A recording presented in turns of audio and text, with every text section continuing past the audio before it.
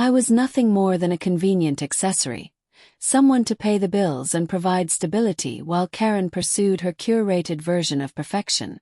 As the wedding day approached, the cracks in our relationship became impossible to ignore.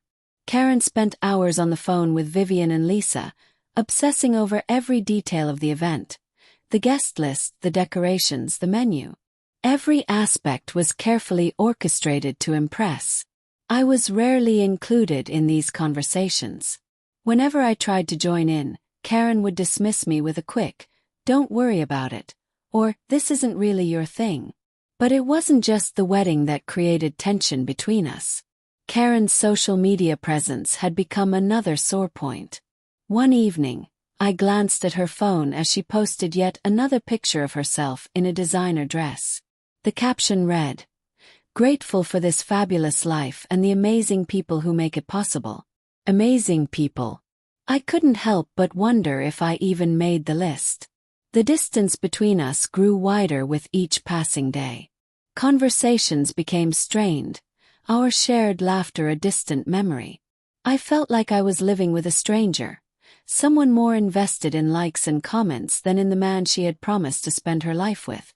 The final straw came during a family dinner a week before the wedding. Vivian was holding court as usual, regaling everyone with tales of Lisa's extravagant plans.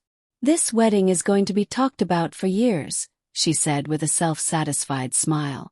"It's a real family affair." I raised an eyebrow. Doesn't seem like I've been involved much in this family affair. The table went silent for a moment before Vivian laughed. "Oh, Thomas, don't take it personally. This is Lisa's day. You're more of a behind-the-scenes kind of guy." "Behind the scenes?" I repeated, my stomach twisting. Karen chuckled along with her mother, as if my exclusion was nothing more than a trivial joke. That night, Karen and I argued for the first time in months. "Why do you let them treat me like this?" I demanded, my voice shaking with frustration. "Like what?" Karen shot back, exasperated. "They don't mean anything by it. You're just overreacting." "Overreacting?" I said, incredulous. "Karen, I'm your husband. I should feel like I'm part of your life, not some outsider." She sighed, waving me off. "You're making this into a bigger deal than it needs to be. Can't you just let it go?" Let it go. I didn't say anything else that night. What was the point? Karen had made it clear where her priorities lay, and I wasn't one of them. The tension between us was no longer something I could ignore. It had become the defining feature of our marriage, an ever-present weight pressing down on me. And as Lisa's wedding drew closer, I couldn't shake the feeling that everything was about to reach a breaking point. The day of Lisa's wedding finally arrived, the event Karen's family had been obsessing over for weeks. It was more than just a celebration. It was a spectacle, a chance to flaunt wealth, status, and connections. For Karen, this was a moment to shine, to bask in the admiration of the elite. For me, it was something entirely different. I dressed carefully that morning, slipping into the tailored suit Karen had picked out months ago. The memory stung now. This wasn't about me, it was about how I'd look in photos. By the time I finished getting ready, Karen was already gone. She had left early to help Lisa with last-minute preparations, though I knew that likely meant sipping champagne and posing for pre-ceremony pictures. I drove to the venue alone, my nerves building with every mile. Maybe I thought being present at the wedding could bridge the growing gap between Karen and me. Maybe this would be the moment things turned around. I arrived at the venue, a sprawling estate with manicured gardens, glistening fountains, and valets darting between luxury cars. Guests in designer dresses and tailored suits milled about, their laughter and chatter filling the air. As I approached the entrance, a stern-looking security guard stood with a clipboard. "Name?" he asked curtly. "Thomas Reed," I replied, offering a polite smile. The guard scanned his list, his brow furrowing. "You're not on here." For a moment I thought it must be a mistake. "That can't be right," I said. "I'm Karen's husband. I was invited." His expression didn't change. "Your name isn't on the list. I can't let you in." I glanced around, searching for Karen or anyone who might vouch for me. And then I saw them, Karen and Vivian standing a few yards away, watching the exchange with thinly veiled amusement. Karen turned to her mother and whispered something, and they both laughed. My stomach dropped. This wasn't a mistake. This was intentional. I turned back to the guard, trying once more. "Please, can you check again? This has to be an error." The guard's tone remained firm. "I'm sorry, sir. You need to step aside." As I moved away from the entrance, the reality of the situation hit me like a punch to the gut. Karen and Vivian had orchestrated this humiliation, reducing me to a spectacle for their amusement. To make matters worse, I noticed several guests looking in my direction, their whispers and sidelong glances making my humiliation complete. My phone buzzed in my pocket, a notification from social media. Curious and dreading it at the same time, I opened the app. Live stream. The video was crystal clear. Me standing awkwardly at the entrance, the guard denying me entry, and Karen in the background laughing. The caption read, "When you don't make the VIP list, face with tears of joy #awkward husband moments." My heart pounded as I stared at the screen, my face burning with anger and shame. They hadn't just humiliated me in front of their friends and family, they had broadcasted it to the world. I turned and walked back to my car, each step heavier than the last. My hands gripped the steering wheel tightly as I drove away, my mind swirling with a storm of emotions. How had it come to this? How had I gone from being Karen's partner, her confidant, to the butt of her jokes? That evening, Karen came home late, still glowing from the success of the event. "Why did you leave?" she asked casually, as though nothing had happened. "You know why," I replied, my voice colder than I intended. She shrugged, completely unfazed. "It's just a bit of fun, Thomas. Don't take everything so seriously." I stared at her, searching for some trace of guilt or remorse. There was none. She didn't care. Not about the humiliation, not about my feelings, not about us. That night I lay awake, replaying the day's events in my mind. The laughter, the whispers, the live stream. It all felt like a cruel joke at my expense. But more than that, it felt like a turning point. This wasn't just about the wedding. It was about respect, or rather, the lack of it. Karen and her family had shown me exactly how they saw me. And it was a truth I could no longer ignore. I clenched my fists, struggling to keep my composure. It was clear Karen didn't see, or didn't care about, the damage she had done. "Harmless fun," I said, my voice steady but cold. "You've turned me into a joke, Karen. And now I'm the one who has to deal with the fallout." She didn't respond, instead turning back to her phone, scrolling as if my words meant nothing. But the backlash wasn't limited to strangers online. At work, my colleagues tiptoed around me, their awkward smiles and hushed whispers confirming they had seen the video. During a meeting, one of them made a passing comment, trying to lighten the mood. "Hey, Thomas, maybe you should try getting on the guest list next time, huh?" The room erupted in laughter, but I sat there, stone-faced. It wasn't just the jokes, it was the pity in their eyes. Everyone saw me as the man whose wife didn't respect him, and it hurt more than I cared to admit. At home, things weren't any better. Karen continued to post her curated version of life online, ignoring the growing tension between us. She acted as though nothing had happened, brushing off every attempt I made to address the situation. But the worst part was the silence from her family. Vivian, who had been so vocal in orchestrating the wedding, had nothing to say about the fallout. It was as though they had washed their hands of me entirely. As the days passed, the online harassment only intensified. Karen's followers latched onto the narrative she had created, painting me as the unworthy husband who didn't belong in her glamorous world. I started receiving private messages, some taunting, others offering unsolicited advice. "Maybe you should step up your game if you want to keep a woman like Karen." She deserves someone who can match her lifestyle. Each message was a reminder of how far things had spiraled out of control. One evening, as I sat alone in the living room, scrolling through the relentless barrage of comments, I realized something had to change. Karen's disregard for my feelings wasn't just a problem. It was the problem. For years, I had put up with her family's condescension and her obsession with appearances, convincing myself it would get better. But this wasn't something I could fix. Karen didn't respect me. And without respect, there was nothing left to salvage. The next morning I made a decision. When Karen came downstairs, I handed her my laptop. The screen opened to a page full of hateful comments from her followers. "Read these," I said, my tone firm. She glanced at the screen, her expression unreadable. "This is what your harmless fun has done," I continued. "You've made me a target, Karen. And for what?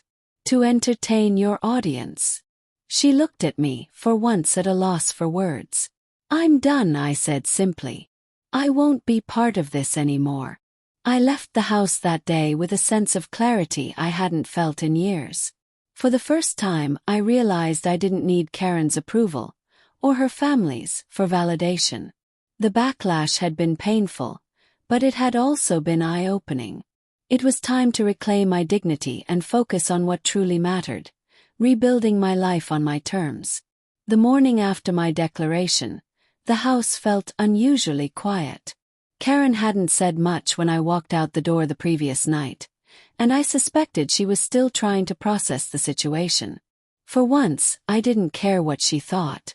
My mind was focused on one thing: moving forward without her chaos weighing me down. But just as I was settling into the idea of reclaiming my peace, everything began to unravel, for Karen and her family. It started with a knock on my office door during lunch. Jeff, one of my co-workers, peeked in with a hesitant expression. "Hey Thomas, have you seen this?" he asked, sliding his phone across the desk. I looked down to see an article on a local gossip blog. The headline read, "Wedding Fallout, Behind the Scenes of a Social Media Disaster." My stomach twisted as I skimmed the article. It wasn't just about the wedding. It was a full exposé on Karen's family, detailing their superficiality and the facade they had built over the years. Apparently, the wedding fiasco had caught the attention of a journalist who had dug deeper into their lives. The article revealed how Vivian and Lisa had inflated their social status by exaggerating wealth, relying on loans and credit cards to maintain appearances. Karen wasn't spared either. Her social media posts were dissected, exposing the stark contrast between her curated life and reality. I should have felt vindicated, but instead I felt nothing. It was a hollow victory, watching their carefully constructed world crumble under the weight of their lies. Later that evening, I returned home to find Karen and Vivian in the living room. Vivian's usual confidence was gone, replaced by a look of desperation. Karen's face was streaked with tears, her phone clutched tightly in her hand. "We need to talk," Karen said, her voice trembling. I stood in the doorway, arms crossed. "About what?" Vivian jumped in, her tone frantic. "This article is ruining us, Thomas. Everyone's talking about it. Lisa's sponsorship deals are falling through, and people are canceling collaborations with Karen. The wedding fallout has become a PR nightmare." I raised an eyebrow. "And what does this have to do with me?" Karen stepped forward, her voice cracking. "Thomas, please. You're good at damage control. You can help us fix this." I couldn't help but laugh. "Fix this? Karen, you and your family have spent years treating me like an afterthought. You humiliated me in front of your friends, your family, and the entire internet. And now you want my help." Vivian interjected, her tone sharp. "We didn't mean for it to go this far. It was all just miscommunication." "Miscommunication," I repeated, my voice rising. "You orchestrated my public humiliation. That wasn't a misunderstanding. It was deliberate." Karen broke down, tears streaming down her face. "I made a mistake, okay? I didn't think it would end like this. I didn't think you. You didn't think, I interrupted. That's the problem, Karen. You never thought about how your actions would affect me. And now that your perfect little world is falling apart, you expect me to clean up your mess. She opened her mouth to respond but stopped, realizing there was nothing she could say to justify her actions. Karen looked at me, her expression a mix of regret and helplessness. I'll do better, she said softly. I'll make this right. Please just don't give up on us. I stared at her, searching for sincerity in her words. But all I saw was someone grasping at straws, trying to salvage a life that had already fallen apart. I gave you everything, Karen, I said, my voice steady. My support, my loyalty, my love. And you threw it all away. I picked up my bag and walked out the door. I didn't slam it. I didn't look back. I simply left, knowing that for the first time in years I was free. And this time I wasn't coming back. That night I confronted Karen about the live stream. Was humiliating me at the wedding part of your grand plan? I demanded, my voice cold and steady. She hesitated. That moment of silence was all the confirmation I needed. It wasn't personal, she said weakly. It was just fun. People like that kind of drama. I shook my head in disbelief. You humiliated your husband for social media clout. Do you even hear how ridiculous that sounds? Karen broke down, sobbing. I didn't mean for things to get this bad. I was just trying to keep up, trying to make things work. Her tears might have moved me once, but not anymore. I don't care about your excuses, Karen, I said firmly. You betrayed me. You betrayed this marriage. There's nothing left to salvage. She looked up at me, desperation written all over her face. So that's it. You're just giving up. No, I said, my voice steady. You gave up on us the moment you chose your family's image over our relationship. I'm just accepting it. I packed the last of my things that night, determined not to look back. As I drove away, a strange mix of emotions swirled inside me. Anger, sadness, relief. The betrayal had cut deep, but it had also given me clarity. Karen had shown me exactly who she was, and I refused to let her drag me down any further. It was time to start over, free from her lies and manipulation. Almost a week passed before Karen reached out. Silence had hung heavy on her end. No texts, no calls, until my phone finally buzzed with her name on the screen. For a moment I considered ignoring it. But something in me decided to pick up. Her voice was soft, almost hesitant. Thomas, can we talk? I sighed, leaning back in my chair. What do you want, Karen? She hesitated before finally saying, I want to apologize for everything. Part of me wanted to hang up right then and there, to shield myself from whatever manipulative tactics she might use next. But another part, the part that had once loved her, wanted to hear what she had to say. Go on, I said curtly. I messed up, she admitted. I let my family's expectations get in the way of what really mattered.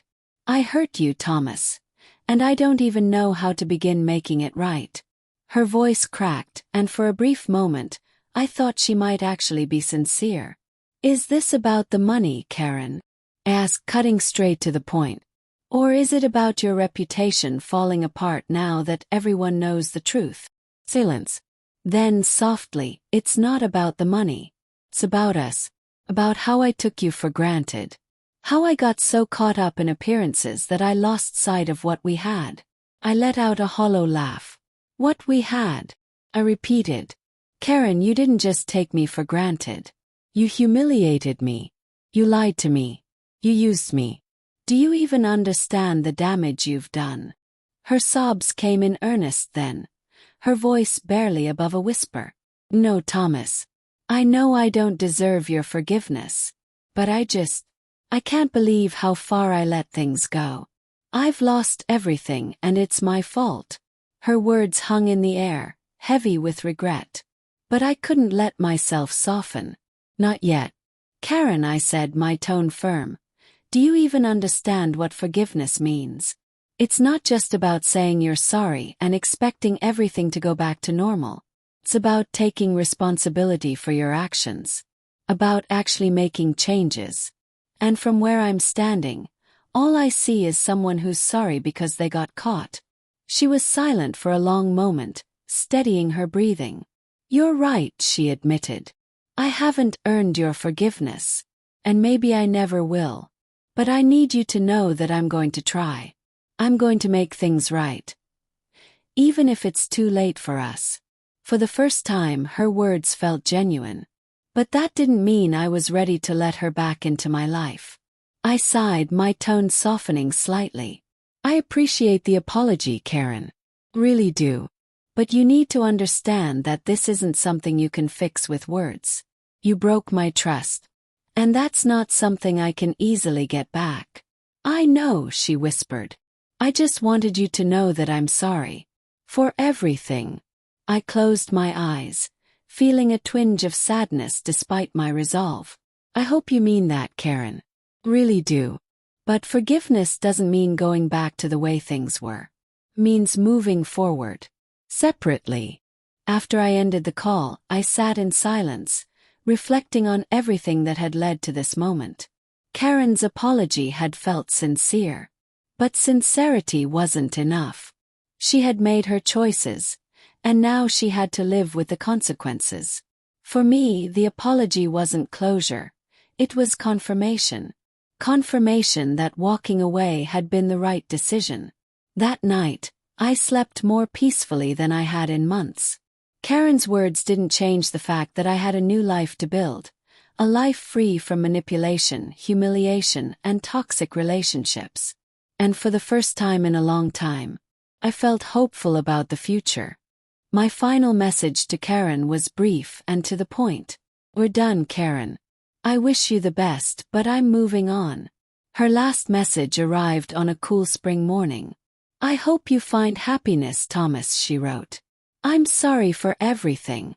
This time I felt no need to respond. Moving forward wasn't just about cutting ties with Karen. It was about redefining my life on my own terms. I set new goals for my career, taking on more challenging projects and earning recognition for my leadership. I started traveling, visiting places I had always dreamed of but never prioritized. Along the way, I met people who valued me for who I was, not for an image I was expected to maintain. One of those people was Clara, a photographer I met at a local art exhibit. She was vibrant, down-to-earth, and completely uninterested in social media clout or superficial appearances. Our connection felt natural, unforced. Over coffee one evening, she asked about my past. I hesitated, unsure how much to share, but something about her made me feel safe. I've been through some interesting times, I said with a wry smile. She laughed. Haven't we all? The important thing is where you are now.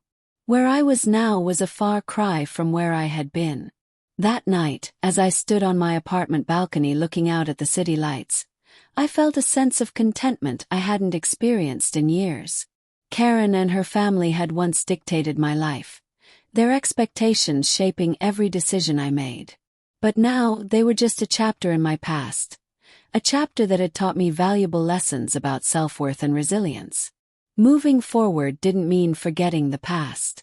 It meant learning from it, growing stronger because of it, and using those lessons to build a future that was truly mine. Months had passed since I walked away from Karen and the life I had sacrificed so much to maintain. In that time, I had discovered a sense of freedom and peace that felt almost foreign after years of living under the weight of her family's expectations. This wasn't just a new chapter. It was an entirely new book. My days were no longer filled with the pressure of measuring up to someone else's version of success. Instead, I woke up each morning with a sense of purpose, pursuing things that genuinely mattered to me. The apartment I once considered a temporary refuge had become my sanctuary. I filled it with pieces of myself, photos from my travels, mementos from new experiences, and a cozy lived-in charm that Karen would have dismissed as ordinary. For the first time I felt truly at home. My career thrived as well. Without the constant distractions and emotional drain of my marriage, I poured myself into my work.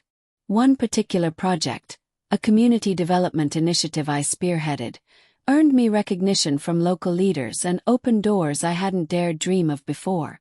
But it wasn't just about professional success. It was about proving to myself that I was capable of greatness, regardless of what Karen or her family had thought of me. Then there was Clara. Our friendship grew naturally over the months, evolving into something unexpected but deeply fulfilling. She had a way of seeing the world, and me, that felt refreshing and real. She didn't care about my past failures or the scars left by my marriage. To her, I was just Thomas, a man rediscovering himself, learning to laugh again, and finding joy in the simple things. One evening, as we walked along the waterfront, Clara turned to me and said, "You seem lighter these days. Happier." I smiled, feeling the truth in her words. "I think I finally am." Karen had reached out a few more times after her final apology, but I never responded.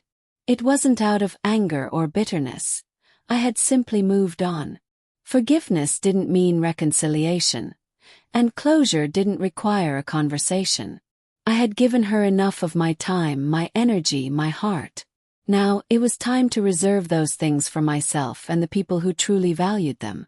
One afternoon, I stumbled across an online article titled "The Rise and Fall of Social Media's Perfect Family."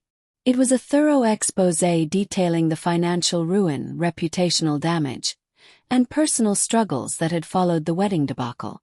Karen's name was mentioned briefly, her image reduced to a footnote in her family's public implosion. I closed the tab, feeling no sense of schadenfreude, just quiet relief that I was no longer part of their story. The true turning point came on a sunny Saturday morning. I sat on my balcony, sipping coffee and flipping through a travel magazine, when a thought struck me. I am free.